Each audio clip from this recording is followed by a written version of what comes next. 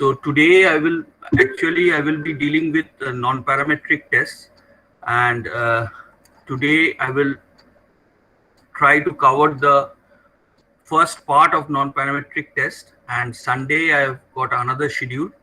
There I will be covering the second part of the non-parametric test. So I will start from scratch, and just before starting the session, uh, I will start with a prayer that I do always. So let me start with a prayer and then we will interact further.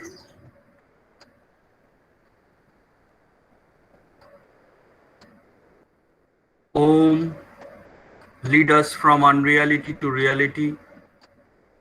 Lead us from darkness unto light. Lead us from death to immortality. Om, peace, peace, peace. So let us start today's session. Before starting today's session, before the deliberation, when I will start my deliberation, I will be doing some writing, as well as I will try to show you, demonstrate you how we do the different tests in SPSS and why we do, what are the logic behind doing those tests, and in which situation we will be doing those tests. And not only that, we will try to understand the interpretation of those test results. So since non-parametric test using SPSS is the title given to me, so I will be using the SPSS software, and it is very user friendly. I don't know that whether you have downloaded this software. The trial version is free. So you may, after my session, if you want to practice, then I can send you the data sets. I will send you the PPTs as well, so that you can enjoy the theory behind what we will be discussing today. Now, to start with, can you just one by one unmute yourself and just introduce you? What is the background I want to know, because since we will be doing some statistical tests, so I want to understand your just the background, just from which stream you are coming. Just if you can tell me, then it will be easier for me to understand, and accordingly I will pace my lecture today. So one by one, can you unmute? And another thing, when I start my deliberation, at any point of time, if you have any doubt or query, please unmute yourself and talk with me. Okay. So I am audible, I think. Yes, sir. So just one by one, if you can just introduce yourself with a one liner, just your name and from which stream you are coming. Good afternoon, sir. I am Dr. Payal Mukherjee, Department of Bengali, Bhasha Bhavana, Vishwabharati. Okay, thank you. Sir, I am Mehul Mitra. I am a student of Master in Rural Management, Vishwabharati. Okay, thank you. Good afternoon, sir. I am Tista Mukherjee. I am a PhD student in economics from University of Calcutta. Okay, thank you. Good afternoon, sir. This is Joita Saha from Department of Geography, Assistant Professor, Puni Devi Chaudhary Girls College under the aegis of University of Bardhaman. Okay, thank you.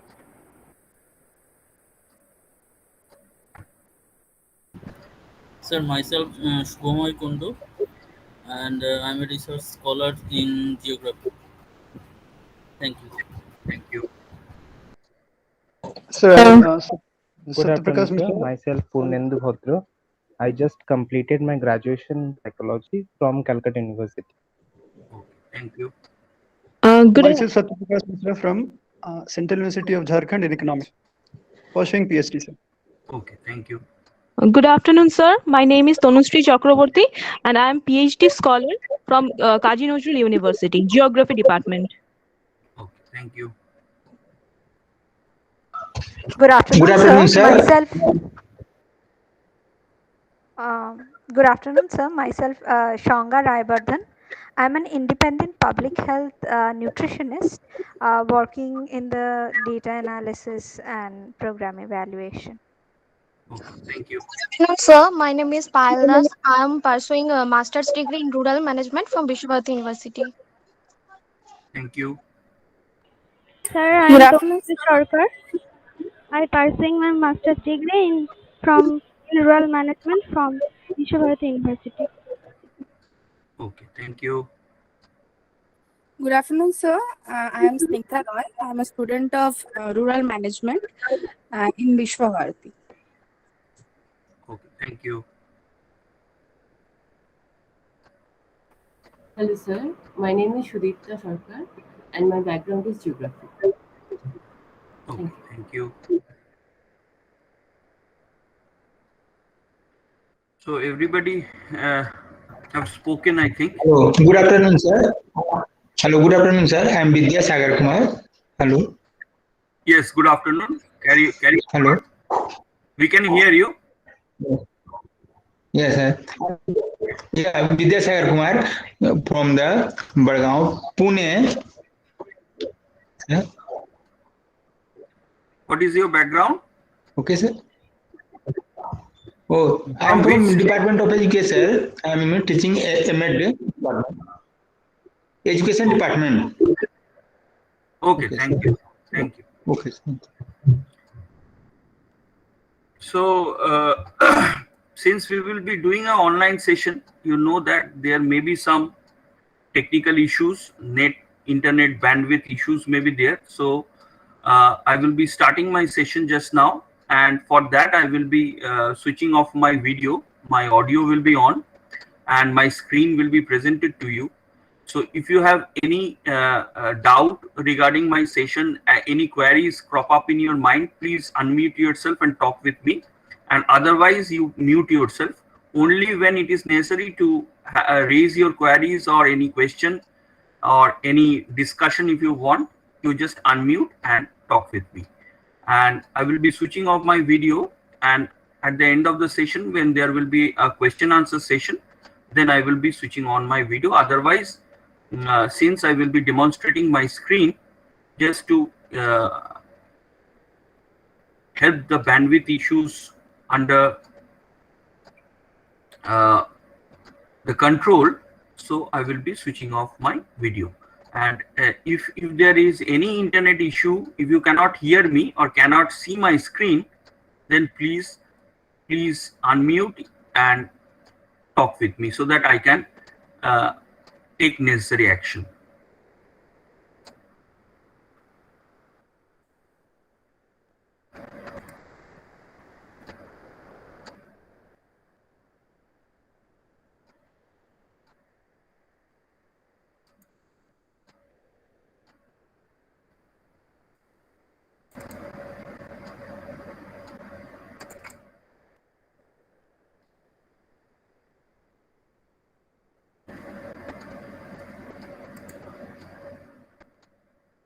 My screen is visible?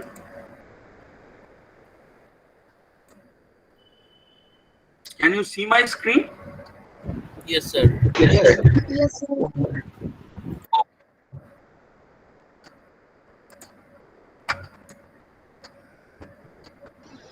Yes, sir. Okay, thank you.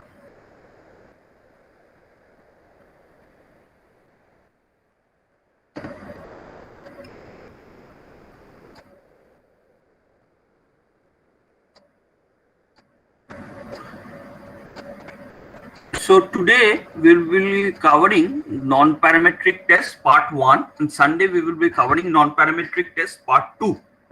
Now,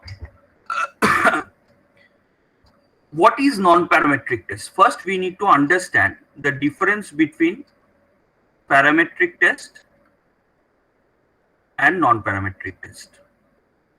Since the background is diverse, I will try to talk in a layman's language so that statistics don't become boring to you and you can understand it very easily. Now, generally, in our social science research, since all of you are from social science background, so we need to understand that when we are doing any research, generally we have the concept of population. Suppose this is the population, and we have a concept of sample. So drawn from this population, say this is the sample size. Now it is very difficult to do research without any sponsorship on the entire population. That's why what we do is we draw a sample from the population, and when we are drawing a sample from the population, we need to understand that we are trying to draw inferences on the sample from the population. So basically, when you have a population, we try to understand the parameter of the population. What is the parameter? Parameter may be mean, standard deviation of the population. Now, similarly, we can understand the mean and SD of the sample. So when we are trying to understand the mean, SD, skewness, kurtosis, all these descriptive statistics of the sample, we call it statistic. And when we are trying to understand the mean, standard deviation, all the descriptive statistics of the population, we call it parameter. So what we do, we will be concerned with our sample. Now, there are certain assumptions we need to check before applying any of the test. So assumptions means if this assumption holds, we can go for parametric test. If this assumption does not hold, or if it is violated, then we go for non-parametric test. Now, what are the assumptions of parametric test? First assumption is that whether your data which you have collected in the form of sample is holding normality or not, means if your data is normal or not. First you have to check. Second, you have to check that homogeneity of variance assumption, I will discuss. Homogeneity of variance assumption holds or not. Now, third is whether sample is drawn randomly from the population or not. So these are certain assumptions that we need to check before doing any statistical analysis. So normal, in SPSS we can check whether our data set is normal or not. For normality test, generally we have graphs. We can check with the help of graphs. We can check with the help of statistics. So in case of graphs, for normality assumption, you may use histogram to check whether your data is normal or not. Then you can check with the help of UQ plot. In case of statistically, we want to check the normality, there are two very popular tests. One is the Kolmogorov-Smirnov test. Kolmogorov-Smirnov test. In short, it is called KS test. And other test is Shapiro-Wilk test. Shapiro-Wilk test. These are the two popular tests for checking normality, Kolmogorov-Smirnov and Shapiro-Wilk. SPSS will give you these test results. With these two tests, just in a click you can get the result.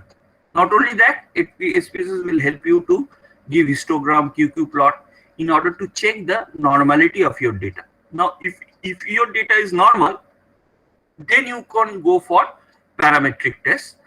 And if your data is not normal, if this assumption is violated, then you cannot anymore apply parametric, but you have to apply non-parametric test. In social science, generally without checking these assumptions, we very often use this parametric test.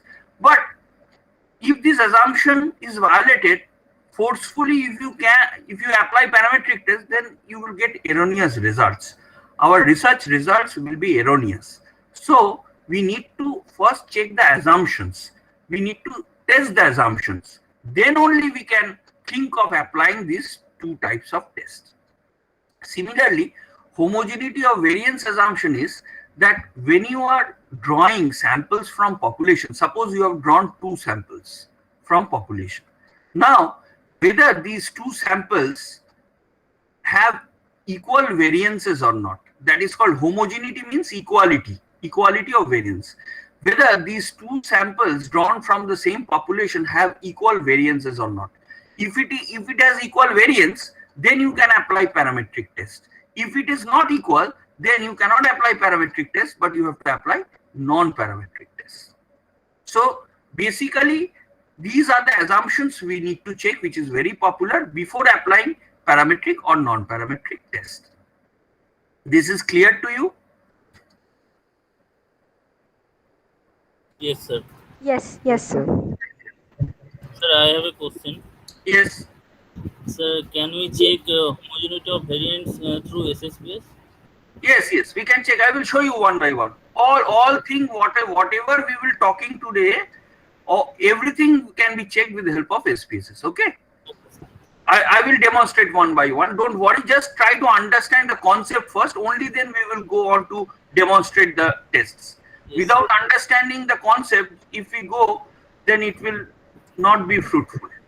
Okay, sir.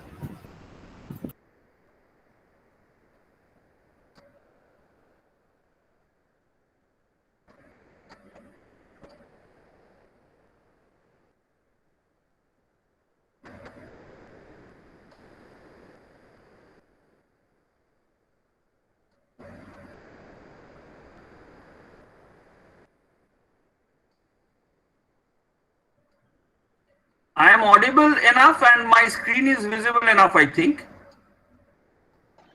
Yes, sir. Yes, sir. Yes, sir. Okay.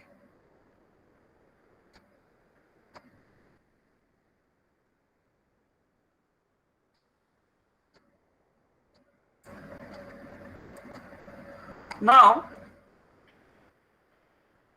today we will be talking about non-parametric test.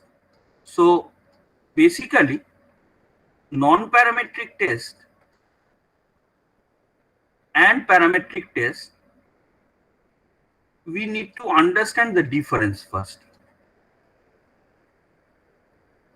That is, I think you know that when we capture any data or when we collect any data, we have to apply the measurement scale. When we are actually collecting any data, that data, when we are trying to measure, we have to apply a measurement scale. And this measurement scale is of 4 types. One is nominal, second is ordinal, third is interval, and fourth is ratio scale. So, when you are collecting data which is in the form of nominal or ordinal, we call it as categorical data.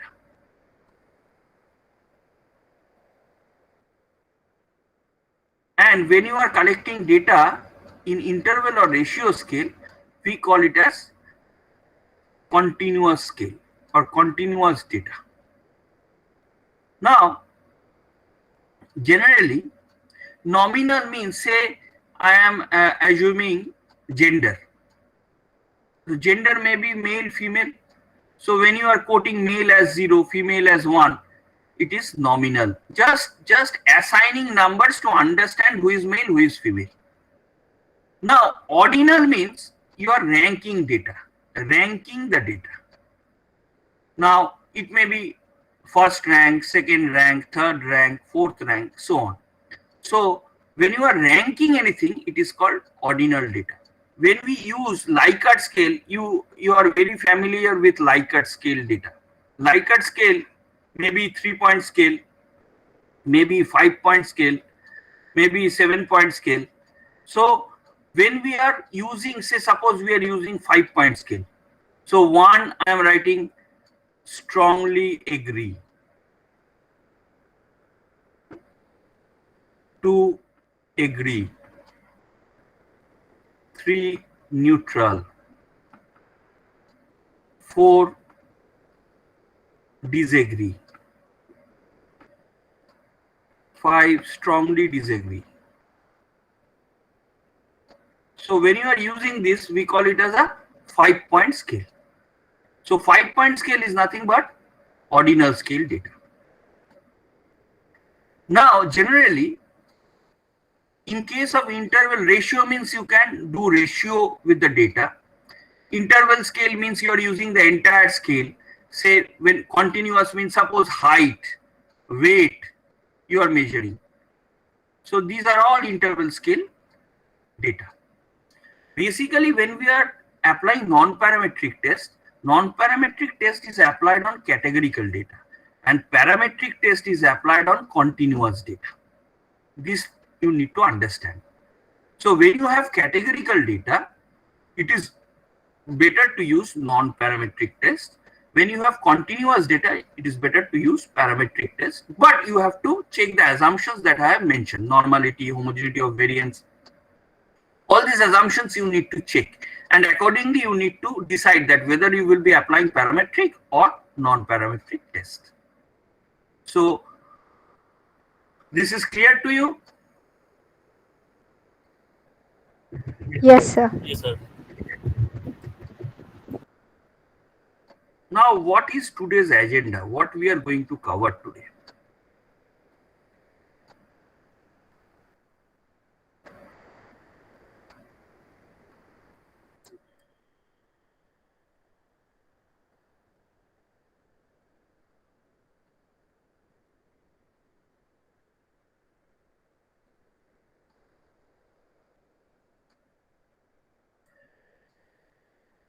Now, if we have, suppose if we have one sample and we try to measure the mean of that sample. In case of parametric test, we will be applying one sample t-test. Now, first of all, we need to check the assumptions before running any test. I have talked with you, I have discussed that we need to check normality. We need to check homogeneity of variance assumption. Now, after we have checked the assumption, if these things holds, then we will be applying parametric. If assumption is violated, we have to apply non-parametric test. So what happens is, one sample t-test, non-parametric equivalent is binomial test of equality.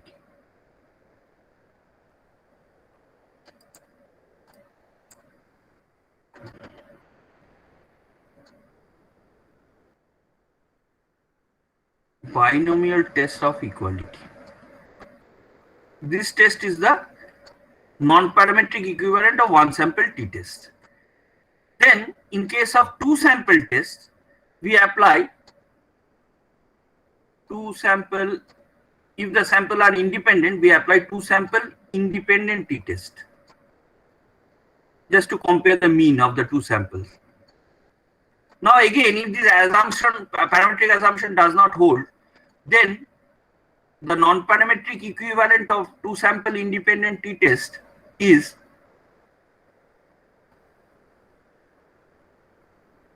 Mann-Whitney U test.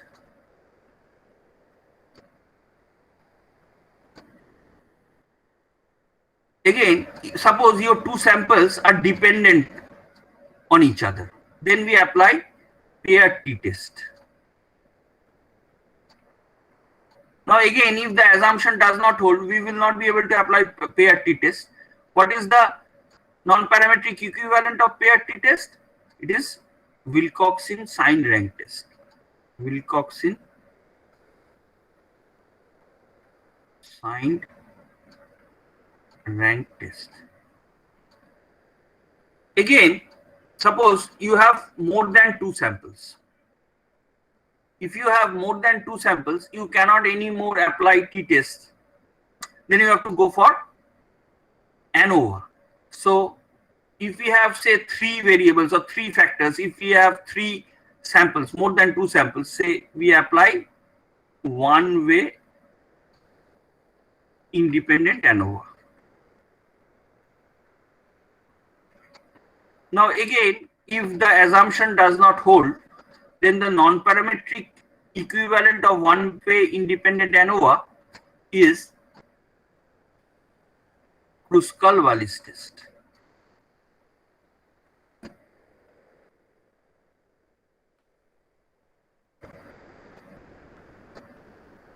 Suppose you have more than two samples, but it is repeated in nature. So we call it as one-way repeated measure ANOVA.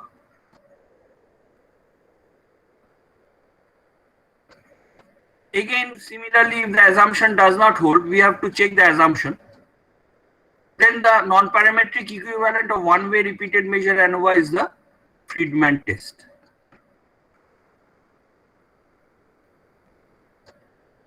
So today, since I have been assigned to discuss with you the non-parametric tests, so we will be discussing all these right-hand side tests. Left-hand side tests are all parametric tests, but we will be doing the right-hand side, that is the non-parametric equivalent of all these paired t-tests. So I will start with binomial, then I will talk about Mann-Whitney, Wilcoxon signed rank, Kruskal-Wallis, and Friedman. And this is the first part of non-parametric test. There are certain advanced tests also that we will discuss on Sunday. So this is clear to you that what is today's agenda, what we are going to cover, and what are the why we are doing this non-parametric. This is clear. If you have any doubt till now, you may ask me, or otherwise I will go on. First, I will show you how to check the assumptions, that is normality and homogeneity of variance with the help of SPSS, and then I will go on to discuss all these 5 tests one by one. So if you have any doubt till now, you may ask me.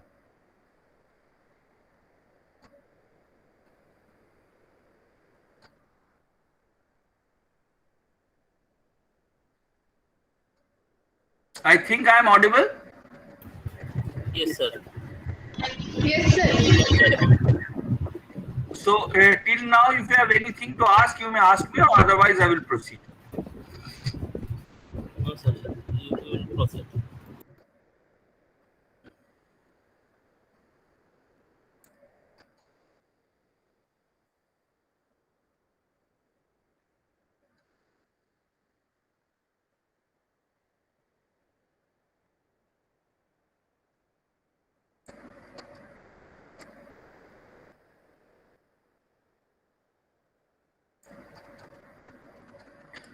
Now, this non-parametric test, it is called distribution free test. Why? Because in case of parametric test, you have to identify the distribution, whether it is following normal, whether it is following binomial, whether it is following Poisson distribution. So what the data is following, what type of distribution you have to check in case of parametric test. But in case of non-parametric test, since your data is ordinal or nominal in nature, you are free from any distribution. whatever distribution it may follow, there is no need. You can apply non-parametric test easily without checking the distribution. That's why it is called distribution-free test. Now, before applying all these 5 tests, I want to tell you that why, what is the rationale behind actually using all these non-parametric tests, and how this non-parametric test is being run on this ranked data, how it is being ranked. So manually, if you follow any statistic textbook, textbook will show you how to calculate all these Mann-Whitney, Wilcoxon-Sign, Kruskal-Wallis, Friedman, binomial test. All these non-parametric tests are covered in any standard statistical textbook manually. But nowadays, since we have software like SPSS, which is very user-friendly, so if we can understand when to apply this test and on which data we need to apply this test, and if we can interpret the test results, generating output or generating result is very easy. Just a click. We don't have to manually calculate. So a lot of time is being saved with the help of these statistical softwares. But we need to understand that why we are doing this test, when we are going to do this test. Without knowing this, mechanically just using software will not help you. So just I give you a example that how these non-parametric test is being run. Now basically at the back end, when we are doing non-parametric test, 2 things are understood. First is probability integral transform. This is the concept which is being used for non-parametric test. I am not going to the mathematics of this because it will really be tough for a social science student to understand this mathematical concept. But I will try to show you with an example that how basically these 2 things, probability integral transform and order statistics, these are the 2 back-end functions which is being used for any non-parametric test.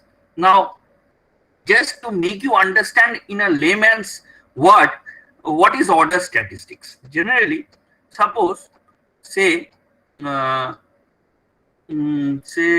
generally we have these rating scales. We use rating scales for ranking of data. Suppose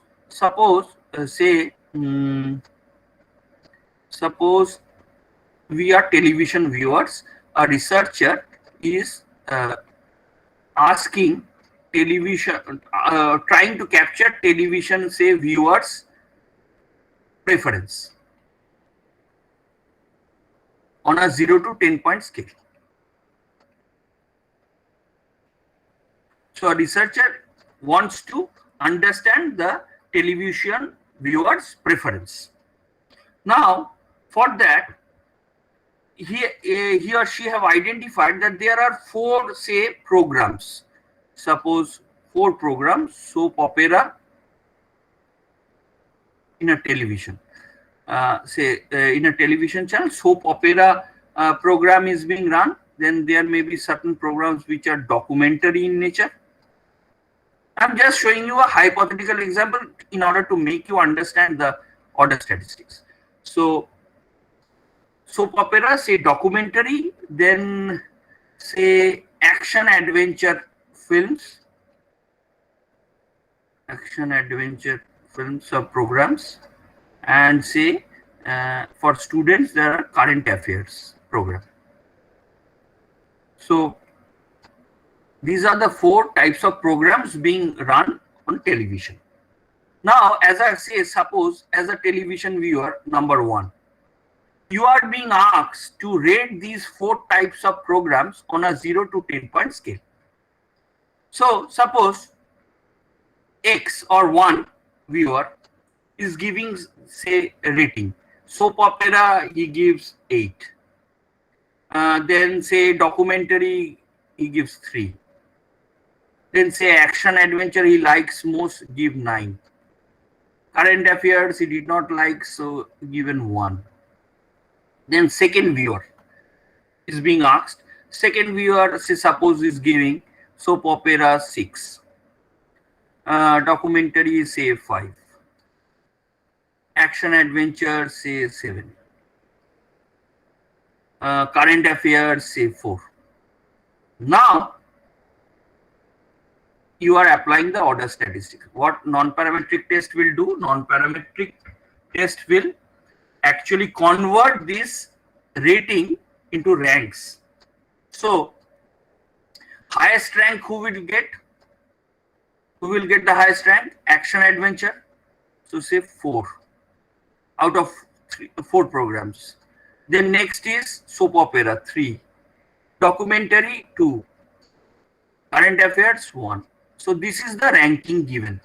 This is called order statistics. So non-parametric test will run on these ranking data or ordered data. It will not take into account the raw data given by the respondents. It will take the ranking data or ordered data. On basis of this ordered data, it will run the statistics. If you check here, see, the number given is highly different, but the ranking say here it is same. Why? Because see here, action adventure 9, so is the highest rank. Next, soap opera, 2nd rank, documentary 3rd rank, current affairs 4th rank. But second viewer also given the ranking. See here, the ratings is highly different. Here it is 8, it is 6, it is 3, it is 5, it is 9, 7, 1, 4. But see the order is same. The order is same. So non-parametric tests don't take into account the raw scores of the respondents, but it take the order of the respondents, the order at which the rating is being given. All the non-parametric tests use this concept. So it will take the rank data or the order data, not the raw data. This is clear to you? Yes, sir. Yes, sir.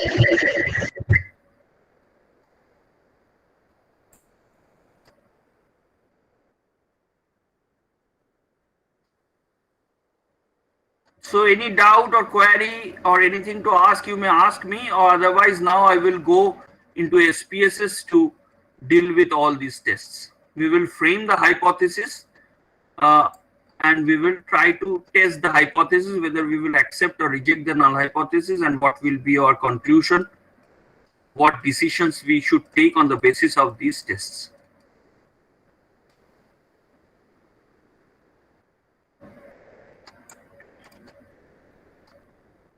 So anything you need to ask, you may ask me, or otherwise now we will go on to deal with one by one the tests. Excuse me, sir. Sir? Yes? Sir, what about this probability and integral transform? Generally, at the back end, this if you have the concept of probability, the probability integral transform is the mathematical equations that they use while calculating these statistics. Okay. Similarly, order statistics they take. I have just as in a layman's language, I have tried to make you understand the order statistics. But probability integral transform is a highly mathematical equation based algorithm, which cannot be given with the help of examples. You have to understand the mathematical equations of those transformations. That I am avoiding because SPSS will calculate all these integral transform and order statistics at the back end. If we have software, then if we understand the result and the data, then we can run and we can interpret. No need to go for all those equations behind. Okay. Okay. So if you need to understand, you may take the help of any statistic book where you will be able to understand the probability statistics. Not only that, the probability integral transform also, the mathematical equations there. Okay. Okay. Thank you.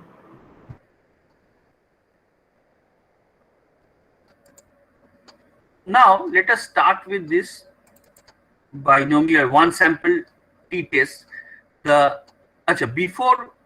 Before say we are going to run these non-parametric tests, let us try to understand first that we need to first check the assumptions. I was talking about checking the assumptions. So suppose we have a data set here. Any data set you need to check first. So suppose here we have a data set. This is the sales figure. If you check in SPSS, there are two views. One is the variable view, the other is the data view. Variable view is first you have to type the variables here. So we have three variables. So say here we have typed sales, second variable is type, third variable is season, and we have labeled it. Check here, sales in thousands of rupees, type is vehicle type, and season is just the seasonal variation. Now here if you check the values, if you click here, sales, there is no value because it is in rupees 1000 it is being given here. So but type and season we have tried to mention here. See, what is the vehicle type? There are three types of vehicle: car, truck and jeep. Now SPSS understand all these in numbers, so we have converted into numbers. So we have mentioned car as 0, truck as 1, jeep as 2. How we will enter this in values? If you click, this dialog box will appear. Now suppose I am typing value 0, label I am typing car, then if I add, it will show here. Similarly again, value 1, label truck, add, it will show here. Again value 2, label jeep, add, it will show here. This is how we type the values. So we have three types of vehicle: car, truck and jeep in our example. So I am designating it as 0 for car, 1 for truck and 2 for jeep. You may designate as 1 for car, 2 for truck, 3 for jeep. You can designate any number, no issue. So we have three types of vehicle here: car, truck and jeep. And what are the seasons? Two seasons. One is summer and two is winter. So we have two seasonal variation. One we are telling summer season and second is winter season, and we are trying to understand the sales figure of these three types of vehicles during summer and winter season. Now since type and season, these will be nominal. Why I have mentioned you that just to designate it we are mentioning, that's why it is a nominal data. Sales is a scale data. So if you check here, see, if I click here, automatically see it is being given. Sales in 1000, first is a car. In winter season, car, a showroom has sold 63,397 rupees car. Second, in winter season, car sales figure. This is how, say, this one, fifth, jeep sales figure in winter season. Likewise, if you come here, you will see 29th is summer season, truck has been sold. This is the sales figure. So this is how we have collected the data. And how many data point is there? 156. So the sample size is 156. So this is clear about the data set? Yes, sir. Yes, sir. Now, you may have your own data set, no issue. Now we need to, before running any test, what we will do, before doing that, first we have to check the assumption. Why? Because only then we will know that whether we will be applying the parametric test or non-parametric test. So first we need to check the normality. So what we do, in order to check the normality, we go to analyze. This is the SPSS software. These are the two windows, variable view and data view. After you have named the variables, then you click the data view, automatically the sales type and season will come as column and you need to type the data. So when we have typed the data, now we are in a position to run the analysis. So till now the data entry is clear. How we do this? Just clicking here, you can change the sales figure if you want. Okay, here just click and you will get. You can type here. You can change also. See here. See, 3 types is there. 3 types of vehicle: car, truck, and jeep. So automatically it will tell you what you will put here: car, truck, or jeep. Similarly, if you click here, they will ask you whether since you have mentioned 2 seasons, summer and winter, they will tell you whether you will type summer or winter. You don't need to type, you just select and click, automatically it will come. Suppose here, this is winter, I want to mention it as summer. So if I click here, see, automatically summer has come. So this is okay?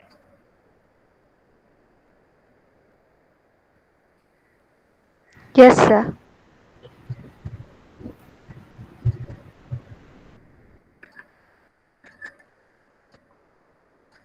So now when we have entered the data set, now I need to check the assumption.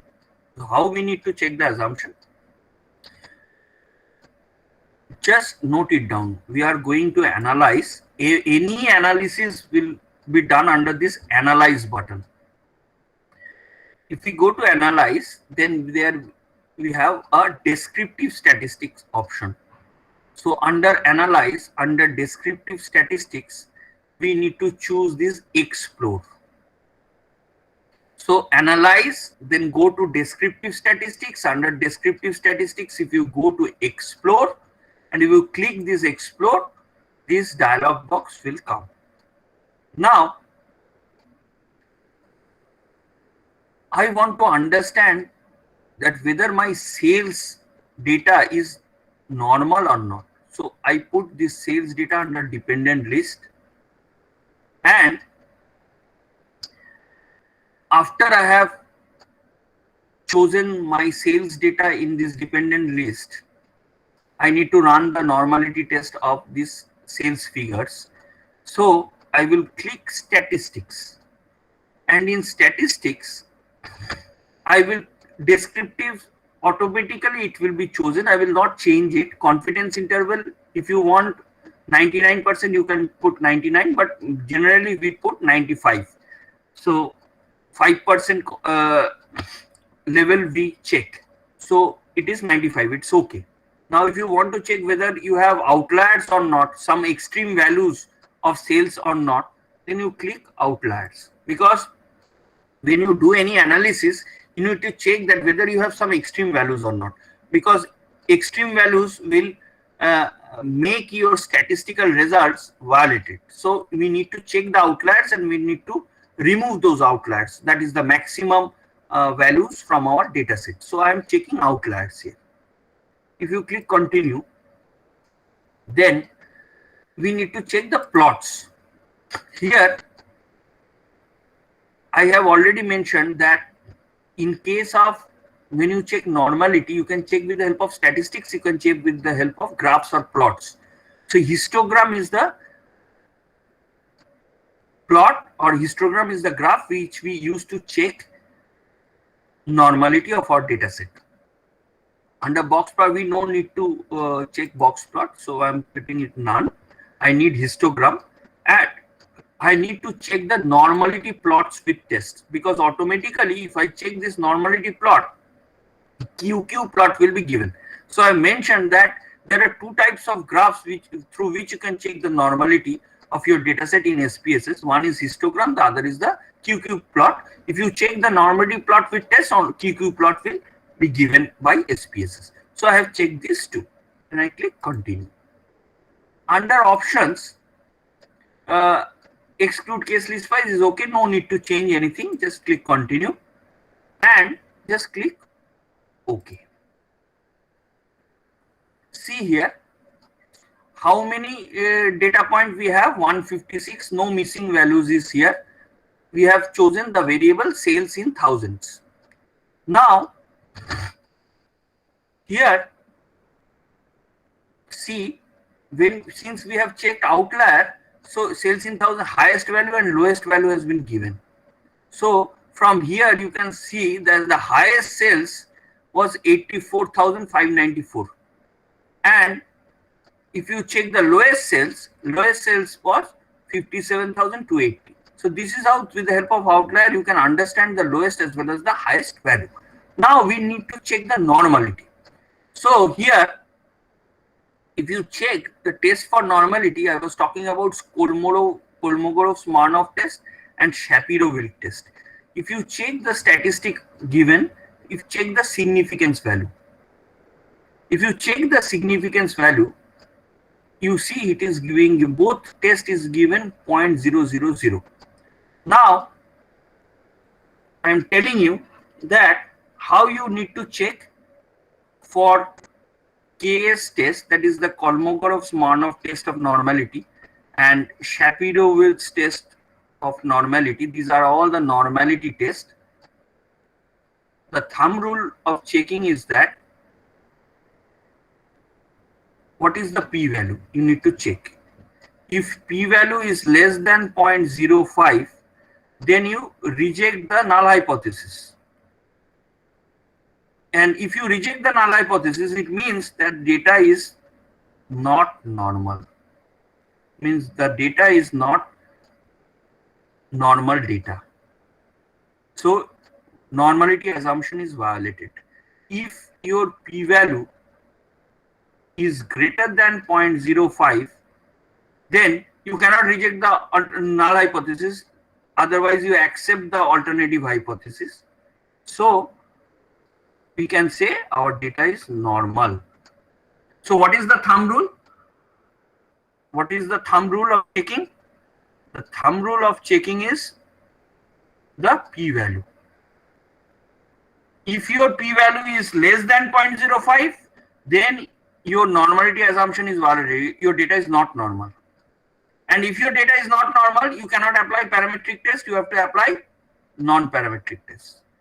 And suppose your p-value is greater than 0.05, then you can say that your data is normal. If your data is normal, then you can apply parametric test. No issue. This is clear or not?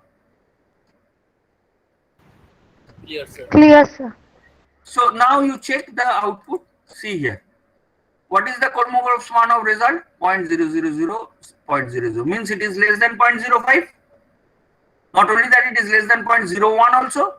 If you have taken, here we are assuming 95% confidence interval. That's why we are taking 0.05. If you have taken 99% confidence interval, then it will change to 0.01. So in both the cases here, if you check, it is less than not only 0.05, but it is less than 0.01 also. So this data is not normal. We can say that this data is not normal. So what statistical test, whatever statistical test we need to do here, we have to do non-parametric test, not parametric. This is clear to you? Yes, sir. Now you can check not only with the help of test statistics, Kolmogorov-Smirnov, Shapiro-Wilk, you can check with the help of histogram also. So if you check here the histogram, it is not a bell-shaped curve. Generally, in case of histogram should look like this. If it is it looks like this is a bell-shaped curve. If it is a bell-shaped curve, we can say that our data is normal. If it is not a bell-shaped curve, we cannot say it is normal. It is not normal. So here, if you check, see, it is not a bell-shaped curve. It is going towards the left. So this is not a normal curve. So whatever test statistic is telling, histogram is also defending it. Again, if you check here, see the QQ plot. This is a straight line. If all the values are on the straight line, we say it is a normal data. But here you check here, all are deviating from the straight line. Since it is deviating from the straight line, it is not a normal data set. This is clear to you? Yes, sir. Yes, sir. So before running any test, you need to check this normality test, Kolmogorov-Smirnov, Shapiro-Wilk and histogram, just to understand whether your data is normal or not. If it is normal, you can apply parametric test. If it is not normal, you have to apply non-parametric test. So this is clear? Yes, sir.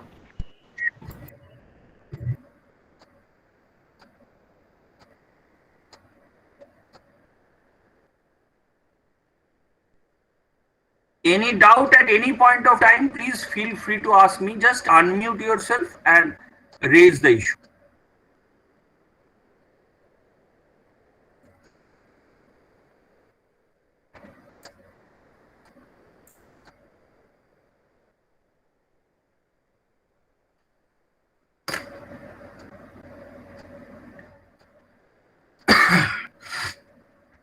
Now, we have checked the normality assumption. Now you can check the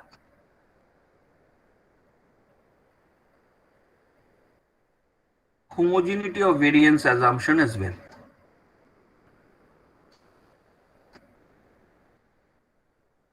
Now, the test statistics of homogeneity of variance assumption is the Levine's test. Levine's test. So, SPSS will give you the Levine's test statistic. The thumb rule is same. The thumb rule is same. That is, if it is greater than 0.05, then this homogeneity of variance assumption holds. Means samples variance, two samples variance are equal, and if the p-value is less than 0.05, then the homogeneity of variance assumption is violated. Means we will say that the samples variances are not equal, and if it is violated, you have to apply non-parametric test. And if the assumption holds, you will apply parametric test. Is clear? Yes, sir. So let us check with the same data set now. Go to analyze, go to compare means, and check one-way ANOVA. So again, in order to check normality, you have to go to analyze, descriptive statistics, and explore. In order to check homogeneity of variance, you need to go to analyze, compare means, and one-way ANOVA. This is clear?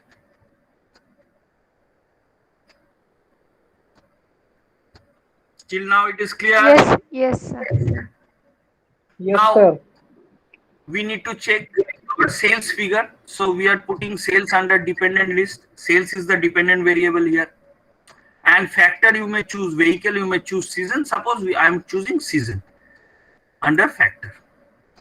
So now I need to check the homogeneity of variance. So if you click contrast, no issue, no need to change anything. Go to post hoc. Post hoc also no need to check anything. Go to options. If you check the options here, you see this homogeneity of variance test option comes. So you can check the descriptive statistics if you wish, but you have to click homogeneity of variance test in order to tell SPSS that you want to check the homogeneity of variance assumption. So we need to check homogeneity of variance test here. When you have checked it, just click continue and click OK. See, I was talking about Levine statistics, it is given. Check here the Levine test of homogeneity of variance, Levine statistic given. What is the significance value of our variable sales? What is the p-value, significance value of the p-value? You are here with me? Sir, it is not visible. Sir, your presentation It is screen is not visible. 0.00. My screen is not visible. Yes, sir. Presentation screen is not visible. P value is It's like 0.0. hacked.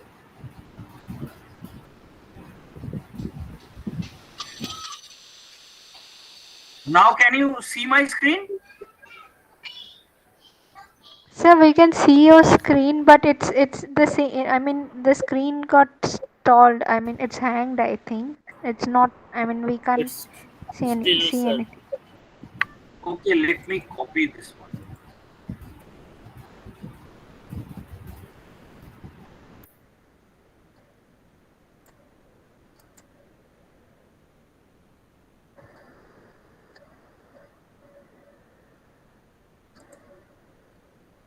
Now you can check. Now you can see the screen. No, sir. No, sir.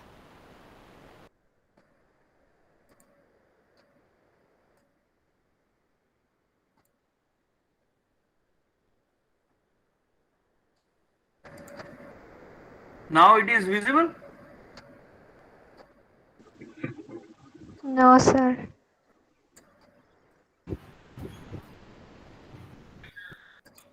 Sir, can you please reshare? I think that will work.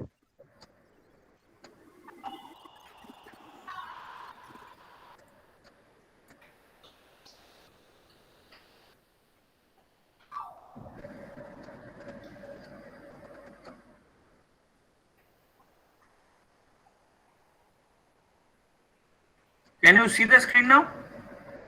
Yes, sir. Yes. See here, test of homogeneity of variance. This is a Levine statistics. I have copied and I pasted in my Word file. See. Can you check it? Yes, sir.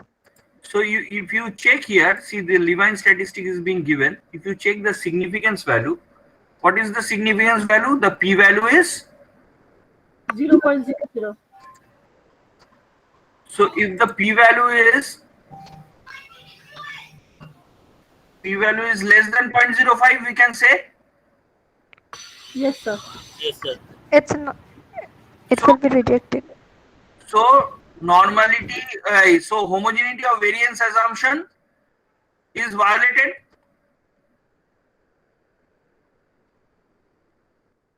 If it is less than 0.05, it should be violated. If it is greater than 0.05, it holds. So here, since it is less than 0.05, it is violated. Then, if it is violated, which test we need to apply? Non-parametric. Non-parametric test. This is clear? Yes, sir. Yes, sir.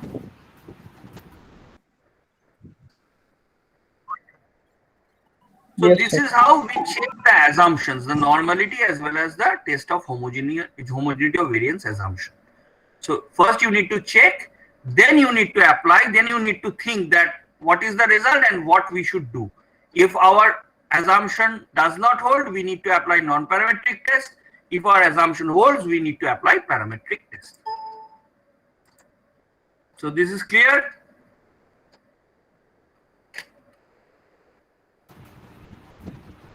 Yes, sir.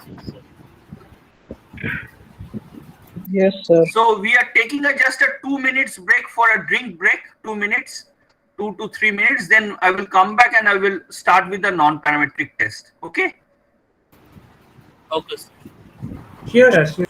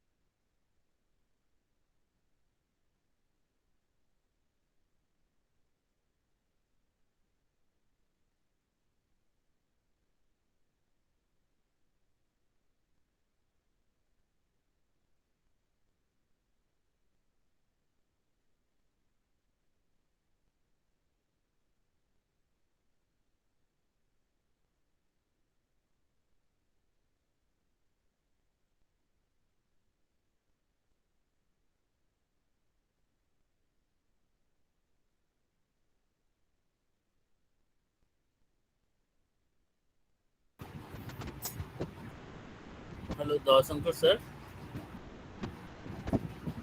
Yes, please. Sir, when we get the recording, yesterday or today also? Actually, generally I uploaded the recording on the next day, but due to my main laptop, which was in hospital for last 2 days, I expecting that tomorrow or Thursday I will get that laptop. Then I will upload. Okay, sir. From this system, it is not possible to upload. Okay, sir. I understand. I will provide every video, no worry. Okay, sir. Okay. Thank you, sir. Okay.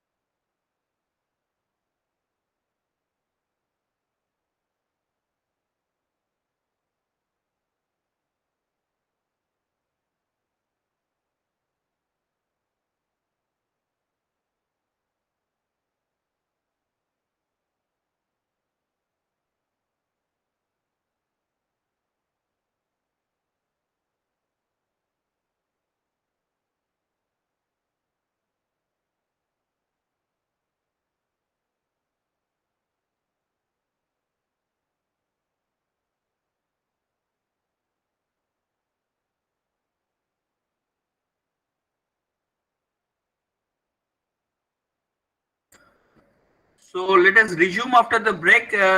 You are all with me? Yes, sir. Yes, sir. Please continue. Participants, please respond. Yes, sir. Okay.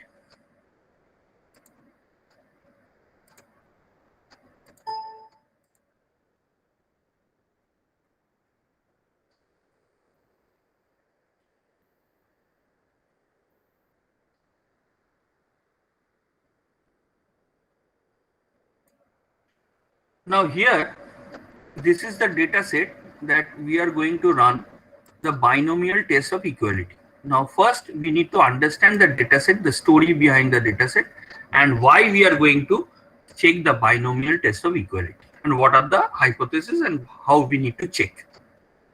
See here, first we have what we are measuring here. We are measuring the rabbit speed. Okay, so the variable name is rabbit. Jackrabbit speeds we are measuring. Now, if you check, we have mentioned the variable name rabbit. Now, if you check here, we have 20 sample size. So we have actually randomly measured the rabbit speed in miles per hour, 20 rabbit speed, 9.53, 7.50. These are all miles per hour speed of 20 jackrabbits. Now, what is the data set? What is the story behind? The story behind this data set is that, say, a conservation scientist who is trying to do research on the rabbit speed, so he belongs to Northern California. So he is thinking that Northern California's jackrabbit speed is higher than Southern California jackrabbit speed. And he have, from the secondary data set, he have found that the average Southern California rabbit speed is 8.3 miles per hour. So the average or the mean speed of Southern California jackrabbits is 8.3. And now he have gone to the Northern California highway and he have measured the randomly this 20 rabbit speed of Northern California, and he have jotted it down. Now he is telling that Northern California's jackrabbit speed is higher than Southern California jackrabbit speed. So what is here? We are checking the proportion, test of proportion, that how much should be greater than 8.3 and how much should be lower than 8.3 out of this 20 sample size. So what should be our hypothesis on the basis of this data set?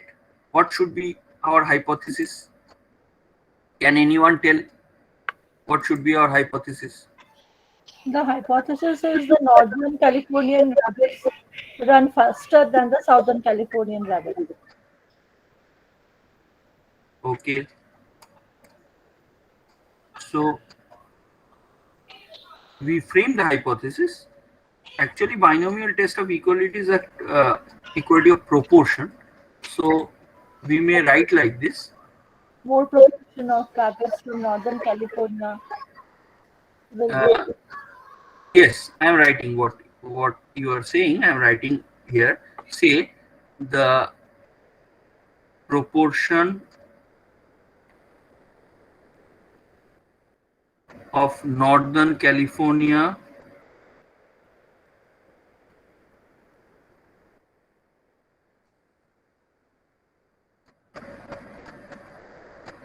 jackrabbits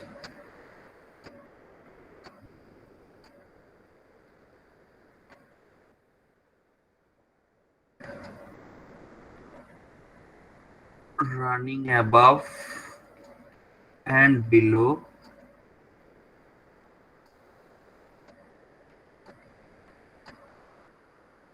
the average speed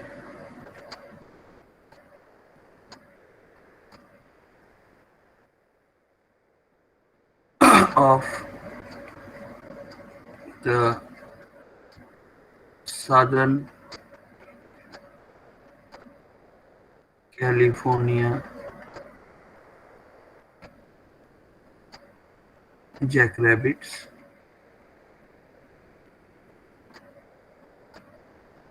will be equal? Will be more. No. Let me write and then I will tell you. Okay. What is the rationale behind this. Generally, just this is very vital. Just please be attentive that as a researcher, whoever may be the researcher, when we are framing hypothesis, our research idea is nothing but the alternative hypothesis. So our research idea, what we are claiming, that is alternative hypothesis. And null hypothesis is just the opposite of the alternative hypothesis, opposite of the researcher claim. Opposite of researcher claim.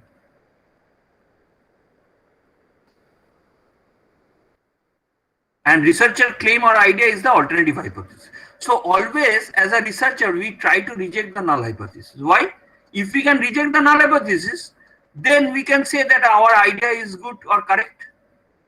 Because if we reject the null hypothesis, we are accepting the alternative hypothesis. And alternative hypothesis is nothing but our research idea or claim. This is clear? Yes, sir. Yes, sir. So what the conservation scientist is claiming, that is the alternative hypothesis. Yes. He is claiming that the proportion will not be equal.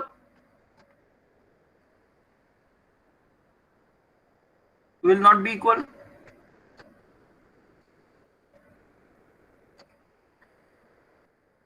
The alternative is equal. I am not writing in detail. Actually, we should write the proportion of Northern California jackrabbits running above and below the average speed of the Southern California jackrabbits will not be equal. Now, when you are telling not be equal, you are talking about a two-tailed test. Why? Not equal, equal. If you say that Northern California jackrabbit speed is greater than Southern California jackrabbits, then you are talking of one-tailed test. Okay. Now, we can frame one-tailed test, no issue. SPSS will give you two-tailed test result. Now, whatever the p-value it gives as a two-tailed test, you need to divide by 2 to make it one-tailed. This is clear? SPSS will give you two-tailed test result. But if you have a hypothesis which is one-tailed, like say suppose here we are telling that Northern California jackrabbits will have a higher speed than Southern California jackrabbits. If we frame like this, then it is a one-tailed test. Then the test result, whatever SPSS will give, we have to divide it by 2 to get the p-value of one-tailed test. Clear?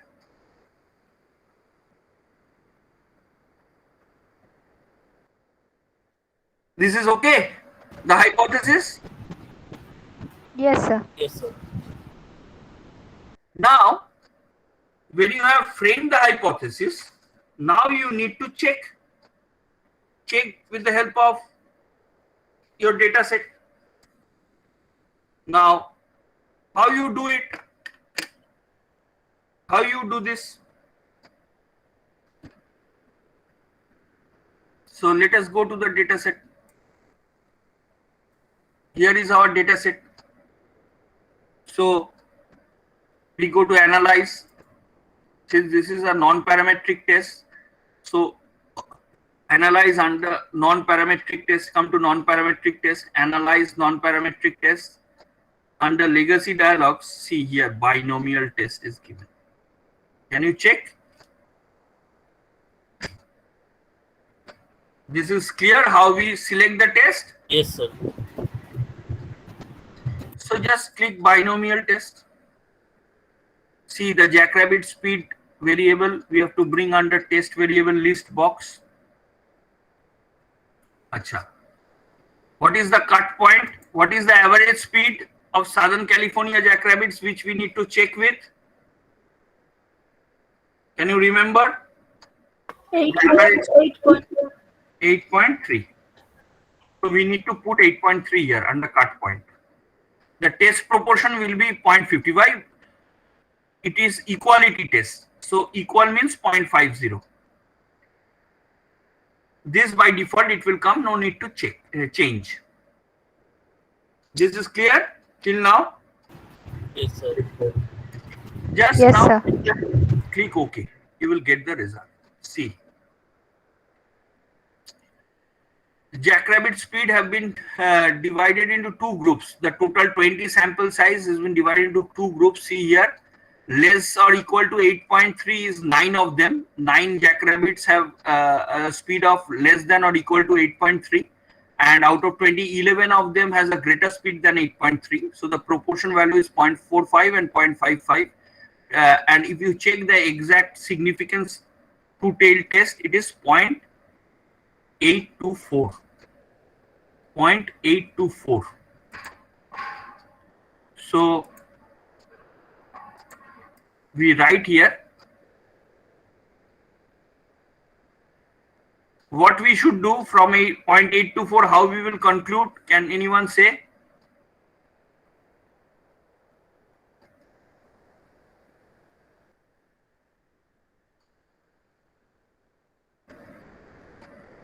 What will be our conclusion from the test result?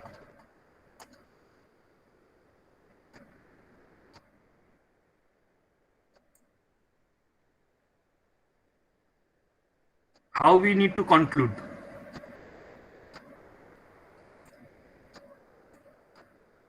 See, what was our test result?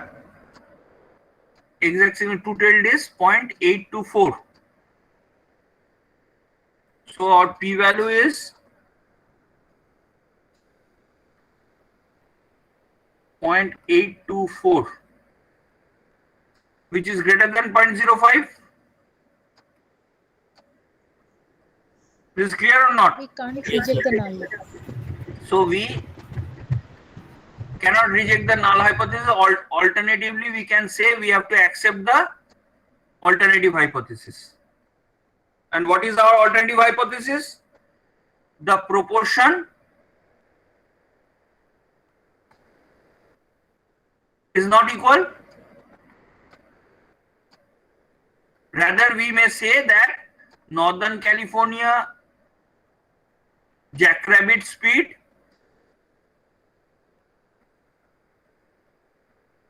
what we will say. Can anyone tell me?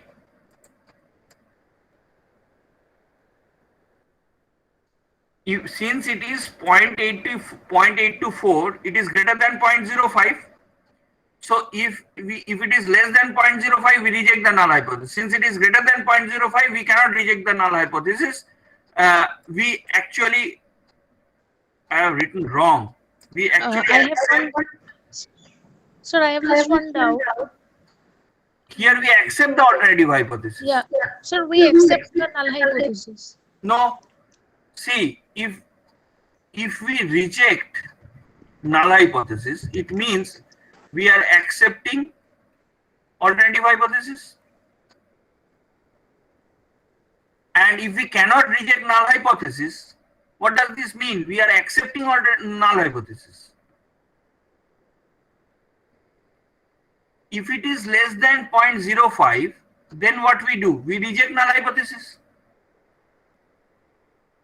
If it is less than 0.05, we reject null hypothesis. If it is greater than 0.05, we accept null hypothesis. As simple as that. Just try to understand. If our p-value is less than 0.05, we reject null hypothesis. If it is greater than 0.05, then we accept null hypothesis. We cannot accept null hypothesis means we cannot reject null hypothesis. That is same.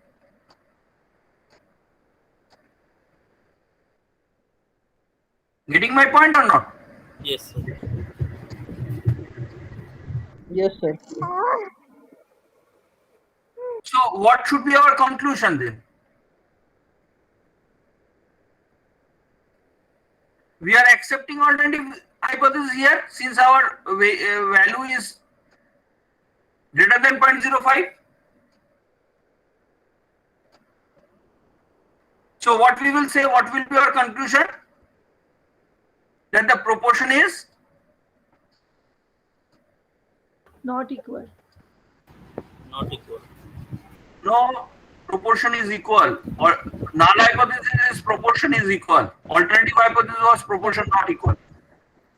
So proportion is equal means the claim of the researcher or the conservation scientist does not hold. Means there is hardly any difference between speed of jackrabbit of Northern California and Southern California.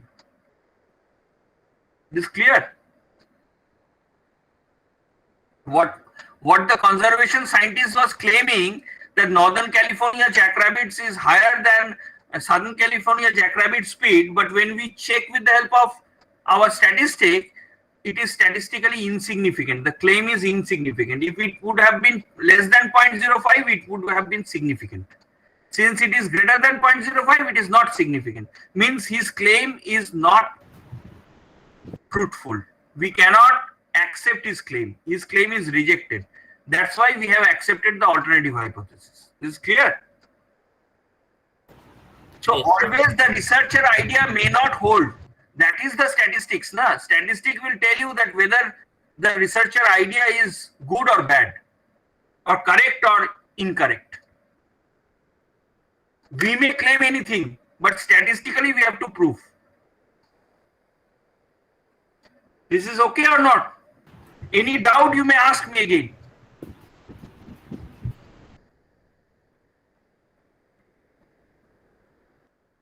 If you check the result here, see significance value is 0.824, means greater than 0.05, means null hypothesis cannot be rejected. Null hypothesis cannot be rejected means it is accepted. So there is hardly any difference between the two proportions you check, 0.45 and 0.55. The proportion are more or less equal.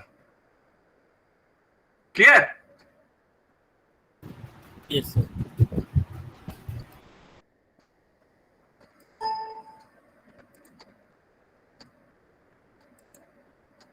So any doubt regarding the hypothesis you may ask me, or otherwise I will proceed to the next test.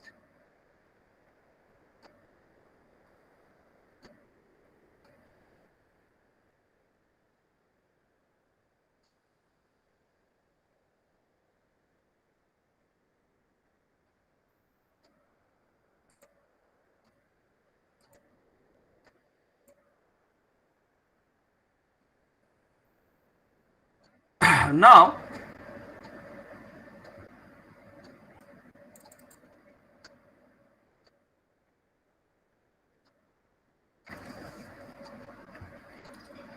just try to understand the story behind this data set. I will try to explain it in a layman's language. Just check the variable view first. See here, we have two variables. One is club, the other is rating. Rating means I will just now discuss. First check the values. Here we have assigned 1 as mirrored social club and 2 as mirrored club. So there are two clubs, and these two clubs, actually the club members have gone to see a Shakespearean play, and the secretary of the mirrored social club is claiming that the members of the mirrored social club, since they are very cultured and social people, they will enjoy the Shakespearean play much better than the mirrored club members, and therefore the rating given by the mirrored social club members will be higher than the mirrored club member. So these are two clubs, and they have gone to see Shakespearean play, and they have been asked to give ratings after the play, and they have given ratings. So 0 to 100 point scale has been given to the members. There are 16 members, and you can find it from here that 7 members are from mirrored club, and out of 16, 7 are from mirrored club and 9 are from mirrored social club, and they have been asked to give ratings in a 0 to 100 point scale, and 16 members have given the ratings. This is okay or not? Okay, sir. Now, can you tell me this is a 1 sample case or a 2 sample case, or more than 2 sample case? How many clubs are there? 2 sample case. Yes, 2 club means 2 sample case. So we cannot anymore apply 1 sample t-test here. If we check the parametric test, if suppose you have you want to understand what test you will apply, like this we check that if it would have been only members of 1 club, you would have run the 1 sample independent t-test after checking the normality and the homogeneity of variance assumption. Now, since here there are 2 clubs, so this is a 2 sample case, and since ratings have been given, so this is a ordinal scale data, so this is a categorical data. So we can run non-parametric test on this data. And this is a two sample case, two independent sample. Why two independent? Because Meerut Club and Meerut Social Club are different members of the club. They are not equal to each other. They are not dependent on each other. They are independent of them. Getting my point? Yes, sir. So what we need to do? We need to do a non-parametric test of this. This non-parametric test is the equivalent of two sample independent t-test. And I have mentioned at the beginning that the non-parametric equivalent of two sample independent t-test is Mann-Whitney U test. So we are going to run here Mann-Whitney U test. This is clear. The logic behind applying the test is clear or not? Tell me that. Yes, sir. Now, if you have understood the logic, can you tell me what is the hypothesis? What should be the hypothesis here?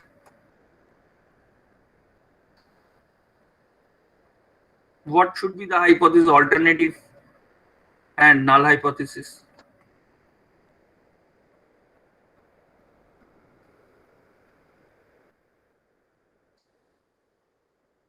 If you check the story of the data set, then what the Secretary of Meerut Social Club says that their ratings will be higher than the Meerut Club members' rating. So, as a researcher, what is your idea or what is the alternative hypothesis? Your idea is the alternative hypothesis here. I have just mentioned. So, researcher idea is nothing but the alternative hypothesis. So, we will say that there were differences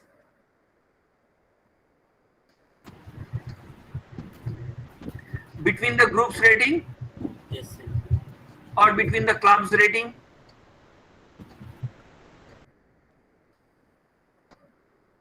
And just the opposite is the null hypothesis.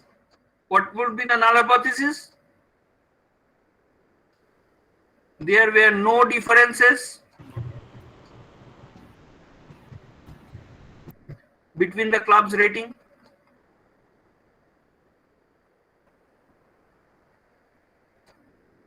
This is how we frame the hypothesis. This is clear or not? yes, sir, clear. Yes, sir. Now, after you have framed the hypothesis, what you need to do? You have framed the hypothesis. What you need to do? You need to test the hypothesis. Yes. So now we are going to the data set. We need to test the hypothesis. How we will test? Go to analyze. Go to non-parametric. Under legacy dialogues. See here. This is a two independent sample case. Two clubs are independent. So we will choose two independent samples. So we will under analyze, go to non-parametric test. Under legacy dialogues, you will find these two independent sample cases. This clear? Yes, sir. Yes, sir. If you click here, see the dialog box appears. And which is our dependent variable? Rating. Ratings. So rating will be under test variable list. And which is our grouping variable? Club.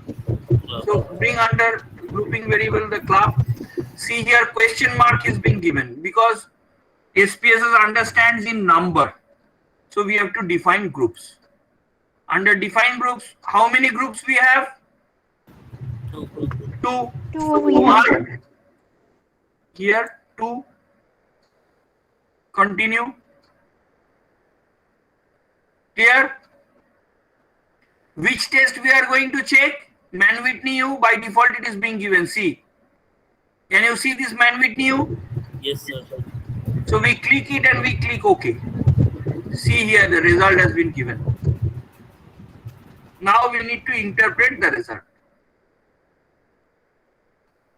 If you understand, it is easy, very easy. Now we need to interpret this. Here, this is the crux. We have to interpret it correctly. Till now, if you have any doubt, you may ask me. I can again show how to run the Mann-Whitney test. And if it is okay with you, then I will go for interpretation of the result now. I will go for the interpretation, or you need to see once more the how to do the test.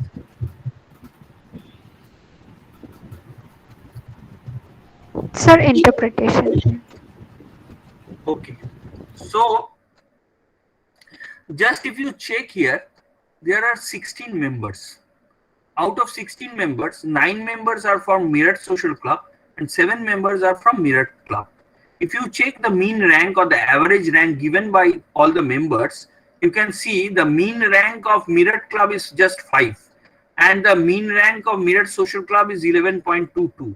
Means the claim is correct that the Meerut Social Club members have given higher rating than the Meerut Club. And if you check the sum of ranks, the total rank, 9 members, their total marks is 101 score. And Meerut Club 7 members, their total score is just 35. So this is the descriptive statistics we say, and this is the inferential statistics. Actually, when you run any parametric or non-parametric test, 2 types of test results will be given. One is the descriptive statistics, the other is the inferential statistics. So from descriptive statistics, you will try to understand what is the actual scenario, and you have to check it statistically, that significance, that whether whatever we are thinking is statistically correct or not. That's why we run the inferential statistics. If you check the Mann-Whitney U, rating is 7. And if you check the asymptotic significance, 0.009. If you check the exact significance, that is 0.008. If you get the exact significance, quote it. If you don't get exact significance, asymptotic significance will do. Now, just how we write this, how we write. See here, this is how we write.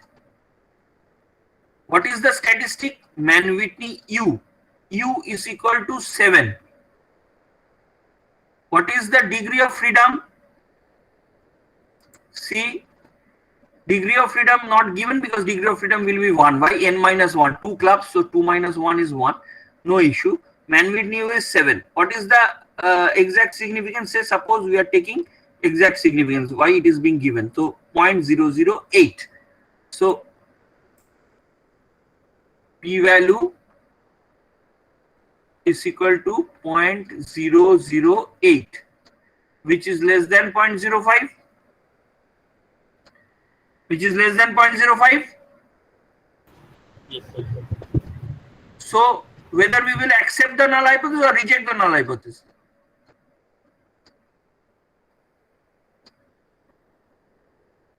We will reject the null hypothesis or we will accept the null hypothesis.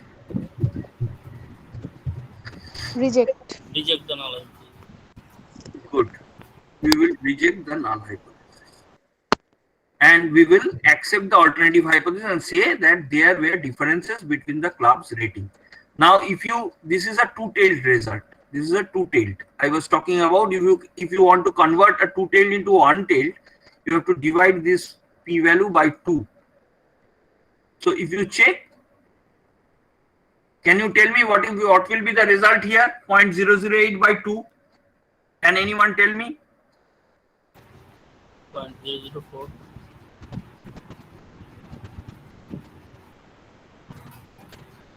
Can anyone tell me what will be the result? 0.004.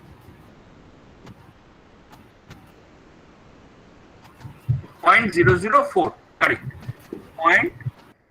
0.004. This is also less than 0.05. So we will say that this is a one-tail test result. One-tail means one directional. So we will say that Meerut Social Club members rating higher than members of immediate club. This is clear? Yes, sir. So you can convert a two-tailed hypothesis into a one-tailed by just dividing the p-value by 2. And accordingly you interpret. So I think this is clear to you. If you have any doubt, you may ask me.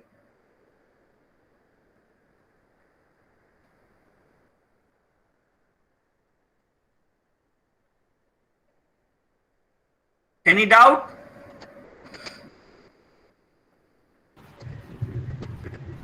No, sir.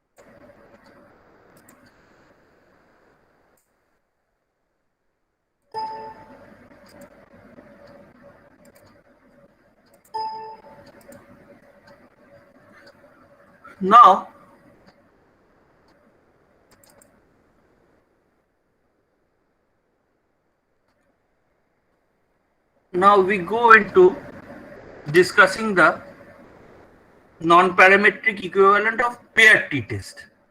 That is two sample dependent case. Initially we was talking about two sample independent t-test, that is the non-parametric equivalent was Mann-Whitney U. Now we are talking about two sample dependent case, that is the samples are dependent on each other, that is in case of parametric we call paired t. The non-parametric equivalent is the Wilcoxon signed rank test. So just try to understand the data set or the story of the data. We have two candidates here. So we have two sample sets, candidate 1 and candidate 2. And they are being screened for a job interview. So say out of 10 candidates were chosen and 2 candidates were in the final list. So final interview is being taken place. 2 candidates are being shortlisted and 1 will be offered a job. 10 interviewers are taking interview of these 2 candidates. So same 10 interviewers will be giving rating to the 2 candidates on the basis of their performance. And the interviewers are asked to rate the candidates on a 0 to 20 point scale. So 20 point scale is being used, and you can check here that interviewer 1 has given 2 ratings to candidate 1, candidate 2, similarly interviewer 2, similarly interviewer 3. So 10 interviewers have given ratings to both the candidates. This is clear? Yes, sir. Now you check that this is a repeated measure concept. Why this is a paired t-test? Why? Because the samples are dependent on each other. Why? The same 2 samples are being measured by the same people. So 2 candidates are being measured or being given marks by the same 10 people.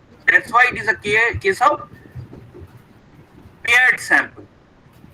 So if we check that normality and homogeneity, if the assumption fails, and since this is a rating scale, we can apply non-parametric test. So the paired t-test non-parametric equivalent is the Wilcoxon signed rank test that we need to run here in order to analyze the result. Now, again, when we have understood the data set, we have to frame the hypothesis and we have to test the hypothesis. So can anyone tell me what should be the hypothesis here?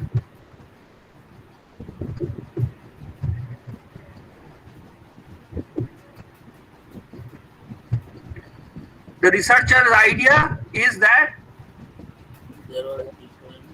the judges rated the two candidates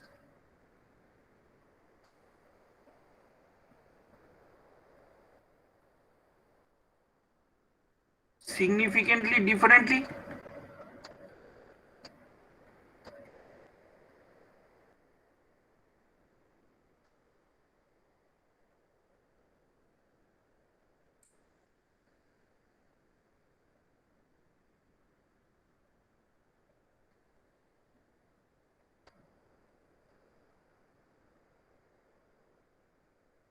And what will be the null hypothesis? Just the opposite.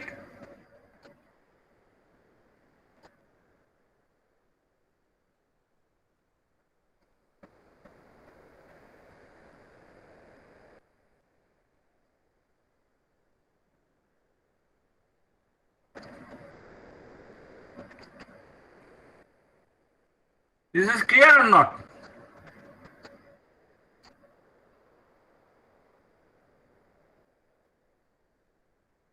Can you hear me? Yes, sir. The framing of hypothesis is clear? Sir, not clear. Please say once again. As a researcher, what you need to find, who will get the job out of the two candidates. So the judges should rate them differently. Otherwise, how can you select one out of two? And if you want to find out whether there is difference in scores or not, then the null hypothesis is just the opposite, that the scores will be similar. Okay, sir.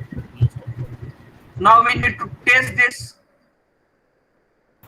Yes. So we go to our data set. We have this data set recorded. 10 interviewers given candidate scores out of 20. So how we will check? We will go to analyze, go to non-parametric. Under legacy dialogues, you will find two related samples. Check two related samples. Why related? This is a repeated measure case. So both the candidates are being measured by the same people. That's why it is related. That's why under analyze non-parametric, we will choose two related samples. Is clear? Yes, sir. Click it.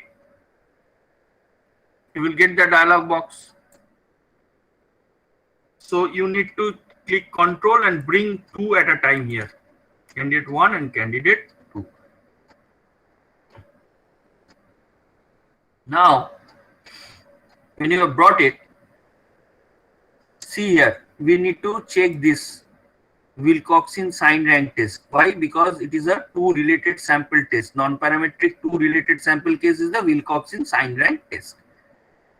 So it is the alternative of paired t-test. So we will click Wilcoxon and we will click OK. See, result given. Now we need to interpret this result. How we will interpret?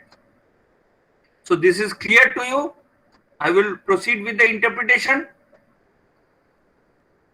Yes, sir. I am getting voice from only one. Others are sleeping or not, I don't know. Whether you are listening and whether it is clear to you. If you have any doubt, please feel free to ask me. Others, please respond. You are with me. You can understand. Yes, sir. Yes, sir. Okay. Okay. So now we need to interpret. How we will interpret? See here, this is the descriptive statistic table and this is the inferential statistic table.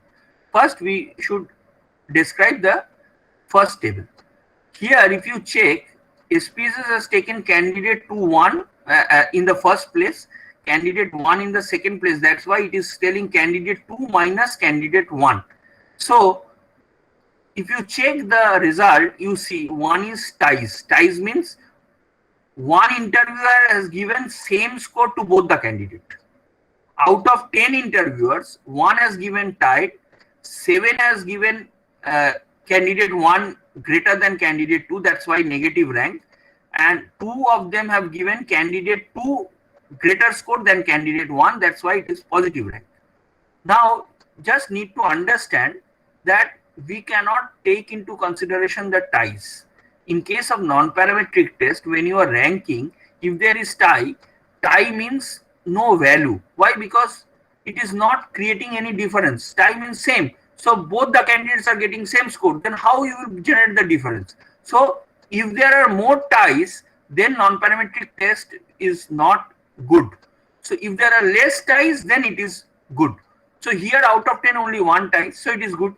Now if you check here, negative ranks. Negative rank means candidate 2 minus candidate 1. Automatically candidate 1 has scored greater, that's why negative rank. So 7 interviewers have given much greater score to candidate 1 than to candidate 2. That's why 7 is negative rank. And if you check the mean rank between the two, you can check the candidate 1's mean rank is higher than candidate 2's mean rank. Why? Here positive rank means candidate 2 greater than candidate 1. So 2 interviewer has given candidate 2 greater marks than candidate 1. That's why positive rank is 2. But if you check the mean rank between the two, so this is candidate 1, this is candidate 2. So candidate 1's mean rank is higher than candidate 2. Not only that, the sum of ranks given by 7 interviewer to candidate 1 is 41, and 2 interviewers, their score sum of rank to candidate 2 is just 4. So candidate 1 has scored higher than candidate 1. Well, candidate 1 has scored higher than candidate 2. So candidate 1 should be offered the job. Now we need to check statistically whether it is true or not. Whatever we are interpreting from here, it holds or not with the help of the test statistic. Now, if you check here, Z is being Wilcoxon sign rank actually approximates Z distribution. That's why Z is being given here. So the test statistic is Z. What is the value? Minus 2.194. So we need to write here Z is equal to minus 2.194. And what is the significance? 0.028. P value is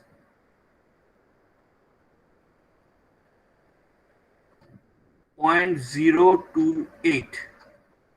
Now can you tell me this is greater than 0.05 or less than 0.05? Less than 0.05. Less than 0.05. Greater than. Less than 0.02 is less than 0.05. So if it is less than 0.05, what we need to do? Reject null hypothesis.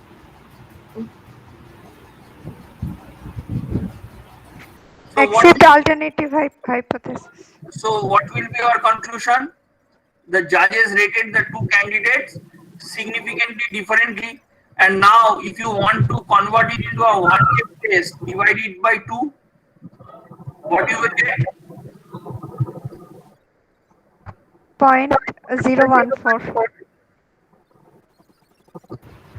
Point? 0.014. 0.05. So what we can say? What we can say?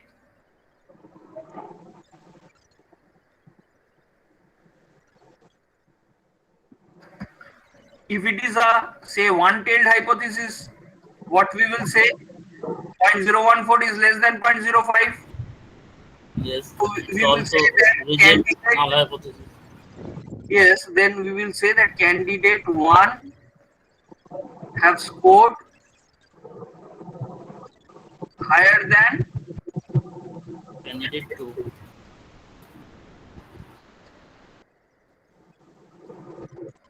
Hence, candidate 1 should get the job. Yes. Should be offered the job.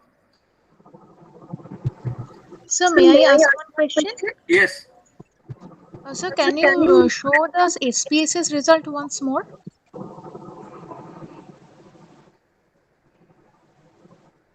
Can you see the result? Okay. Okay, thank you.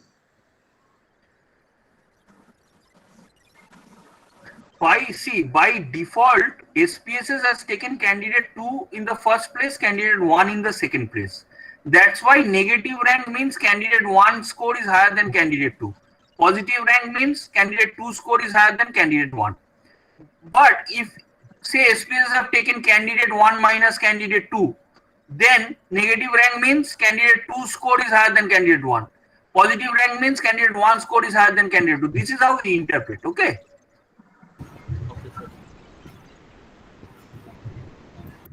This is very vital. This is clear to you why this is showing negative rank, why this is positive rank, what does this mean? This is clear to you or not? Yes, sir, clear. Yes, sir, clear. Sorry, sir, for the disturbance. Yes. Sir, we need conclusion of the session because we have another session, sir. Yes, I will be concluding sharp at 5. Now it is 5:02, so I am 2 minutes late. Yes, sir. Please. So I am concluding the session here. Otherwise, it will be very burdensome for them to grasp all these things. Till now, it is okay. I am leaving it here. Sunday, I will take from where I am leaving today. Okay, thank you, sir. Thank